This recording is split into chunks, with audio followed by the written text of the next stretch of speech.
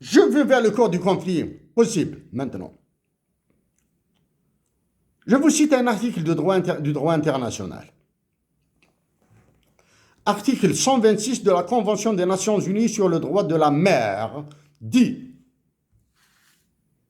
c'est l'article 126 de la Convention des Nations Unies sur le droit de la mer. J'ouvre les guillemets. Exclusion de l'application de la clause de la nation la plus favorisée. Les dispositions de la Convention ainsi que les accords particuliers relatifs à l'exercice du droit d'accès à la mer et depuis la mer, qui prévoient des droits et des facilités en faveur des États sans littoral, en raison de leur situation géographique particulière, sont exclus de l'application de la clause de la nation la plus favorisée. Donc, c'est au niveau des Nations Unies, dans le texte qui traite, dans la convention qui traite du droit de la mer, qu'on trouve un monstre de l'OMC. Ce n'est pas dans l'accord de l'OMC tel que signé après sa création à Marrakech qu'on trouve la clause de la nation la plus favorisée, le littoral et ses enjeux.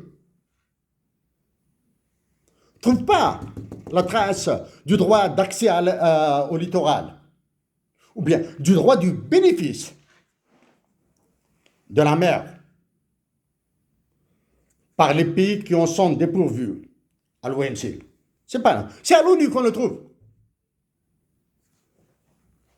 Dieu, Allah Azza wa Jal, dans son omnipotence, a façonné notre planète. Les hommes, surtout les militaires et les politiques corrompus africains, ont décidé de priver les populations éloignées des littorales, je dis bien des littorales, dans cette prononciation et écriture,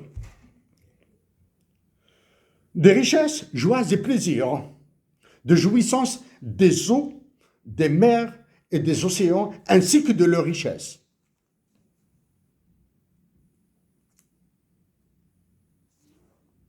Est-ce juste et équitable?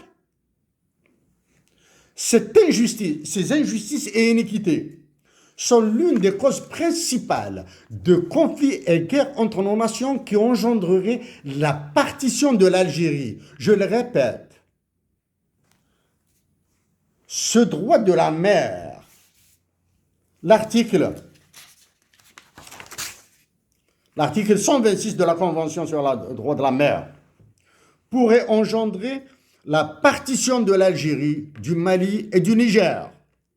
De nos jours, cette partition est patente avec la création d'un Kosovo et d'un Donbass dans le sud de l'Algérie, nord du Mali et Niger.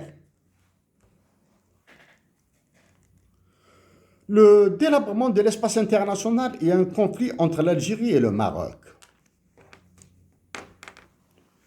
Au début de mon message, je me suis engagé à aborder l'utilité d'un conflit armé. Je le répète, au début de mon message, je me suis engagé à aborder l'utilité d'un conflit armé entre nos deux pays. La première, l'utilité, sera de redéfinir un élément, celui de l'équilibre des puissances militaires. La deuxième utilité déterminera le futur géographique de la région. La troisième sera de redessiner toutes les alliances régionales. La désutilité maintenant de tout conflit armé entre nos deux pays se trouve dans les pertes démographiques, la joie sadique des Européens et de toutes les puissances qui déplaceront leur crise vers nos pays.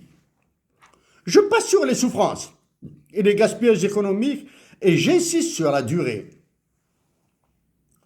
De 1830, il avait fallu plus d'un siècle, 124 ans, pour que des Algériens déclenchent le processus de libération.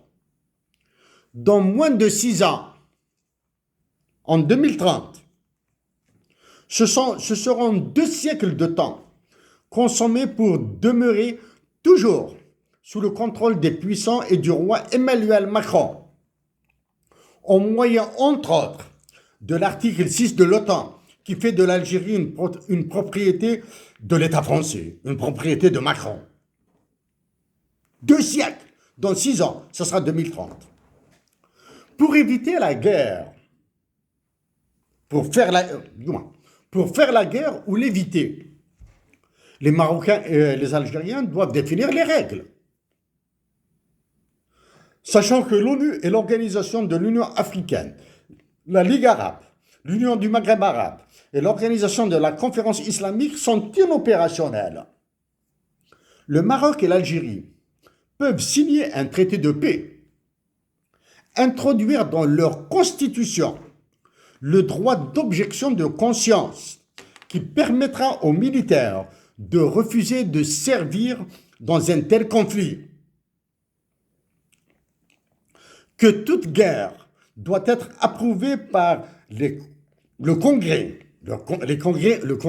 respectif, par une déclaration solennelle. Une fois ces lois et règles mises au point, la définition des instruments compromissoires et récursoires pour ramener la paix sera un travail obligatoire pour les deux côtés. Monsieur, dans le cadre du chapitre 6 et 7 de la Charte des Nations Unies, j'ai saisi par lettre 3 secrétaires généraux de l'ONU, ainsi que le chargé par Antonio Guterres de trouver une solution au conflit multilatéral du Sahara occidental. Son mécanisme et stratégie pour la contrer, son savoir-faire, sauf par la répression, soumis à d'intenses intoxications par l'information produite par l'intelligence artificielle. Nos deux pays sont sous une gigantesque et criminelle manipulation des identités. Ce que le Maroc s'interdit, l'Algérie devra le suivre. Si le Maroc décidait de laisser faire, alors l'Algérie doit s'opposer sous la double condition léonine, respect des droits de l'homme et démocratie. Si la nation algérienne m'accorde le pouvoir de conduire ces politiques qu'elle a décidé de s'offrir, ma première décision sera la surévaluation du dinar pour le mettre au même niveau de parité que le dirham marocain et le dinar tunisien, avec ouverture immédiate à la circulation des personnes de nos frontières. Me tenons prêts à rencontrer vos conseillers, pas vos ministres. Je vous remercie de m'avoir écouté. Merci.